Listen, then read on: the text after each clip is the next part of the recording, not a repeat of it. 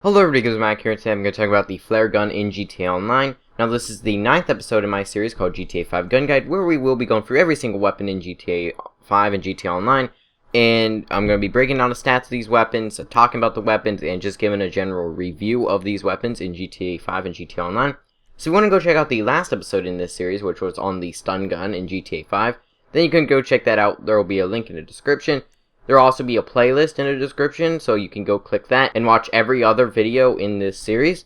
Also, most of these stats are coming from the GTA Wiki, so if you want to go check out more information on these weapons, then go check that out in the description. So the flare gun is a weapon in GTA Online, and it was first seen in the first trailer for the Heist update.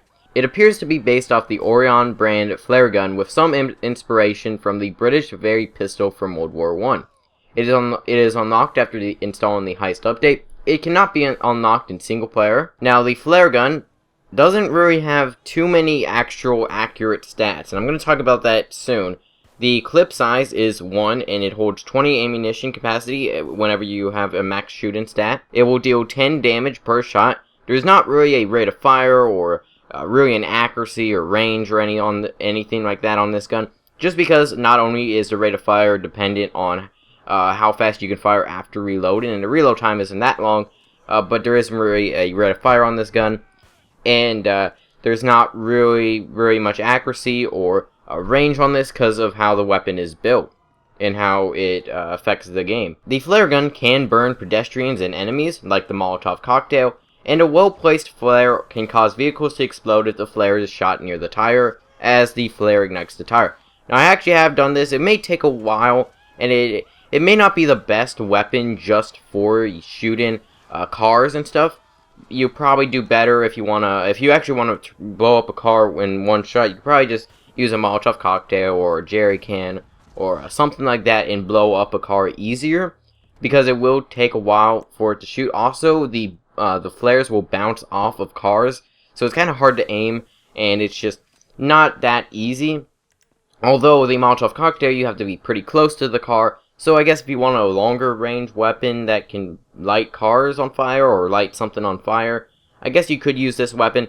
But in my opinion, it honestly wouldn't be the best. In GTA Online, it will cost you $3,750. It is not available in single player for some reason. We don't really know why. Maybe it's just because it wouldn't really have a use in single player. And also, another cool feature about this weapon is that the color of the flare is affected by the different tints you put on the weapon. So I'm going to be talking about all of the tints on these weapons. I'm going to be showing them off. So the default tint is red smoke with a light red capsule. So another tint is the army tint, which has a light brown smoke with a white capsule. Next is the green tint, which has a light green smoke and a white capsule. Next is the orange tint, which has orange smoke and an orange capsule. Next is the LSPD tint, which has dark blue smoke and white capsule. Next is the pink tint, which has a pink smoke and a bright pink capsule. Next is the gold tint, which has a gold smoke and a bright gold capsule. And finally is the platinum tint, which has a gray smoke and a white capsule. The various colors have changed the effectiveness of the flares, as some are brighter than others. For example, the Army Green, LSPD tint, and Platinum tints have much darker smoke than all of the others at night, meaning that it's harder to see the smoke from the flare from a distance. The pink flare is arguably the brightest color, followed by the orange, gold, and default tints. So overall, this weapon is kind of not really amazing. While you can light people on fire, it doesn't do much damage. Also, it also drops, so like if you fire this, it will actually only have a certain range until it starts dropping because of gravity. So if you fire, after a certain amount of feet, it will fall to the ground, which is kind of realistic to what a flare gun would be like in real life.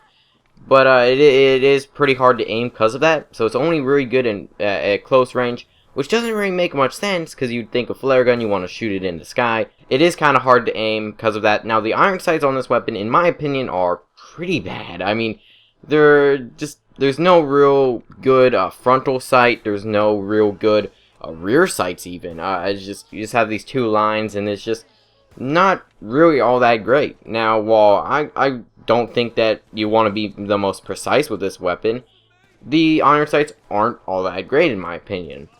but they don't really make a difference because that's not really what you want to be using this weapon for, or at least what I think you should be using this weapon for. This weapon is decent. It's not exactly amazing. I wouldn't recommend using it in death matches or LTSs or survivals or using it really at all. Unless maybe you want to just signal somebody, then you can do that, or maybe you just want to have fun lighting people on fire. Now, it does have one purpose, and I feel like this is the reason why they added it to the game, is in the Humane Labs heist, after you come out of the Humane Labs, whenever you get onto the beach, it will ask you to shoot a flare, and once you shoot that flare, it will signal the guy, the other two players in the helicopters, and it is quite fun to shoot the flare in that mission, but it doesn't have the most practical use, not only because you have mini-maps in GTA Online, and if you're on free roam, you can just see somebody on a mini-map, you know where they are. Also, it's just not all that great, especially at daytime, but I guess it could be used if maybe you're with a friend in free roam, and they're kind of just flying around in a jet, or a Savage, or some vehicle, and you want to signal them, or maybe they're just flying around in a transport airplane, and you just want to signal them to come land, or I don't know. There's not too many reasons for this, so honestly, I would not recommend getting it. Now, it is a pretty cheap weapon. I mean, at $3,750 and only $100 for 2 flares, pretty good deal. But just overall, it's just not really you're ever gonna use it. I mean, I don't find that many uses for it, but maybe you guys have a use for it, and you can let me know that in the comments if you have one. So yeah, this is a very cheap weapon, but not all that great. And for some reason, it's not in GTA single player. I don't know. This is the only weapon that's not in single player, or in story mode. That's only in GTA Online. So kind of weird. But anyways, that's it for this weapon. Now this is the final pistol in this series, or at least the final pistol up until this point. So the next video in this series will be on the micro SMG, and we're gonna get into the SMG category in this game, which is gonna be pretty nice. We're gonna get into some more automatic weapons, some arguably better weapons, which is gonna be nice. And yeah, overall, this weapon isn't all that amazing. So let me know your thoughts on this weapon in the comments. I hope you all enjoy. Feedback's always appreciated, and I will see you guys in the next video.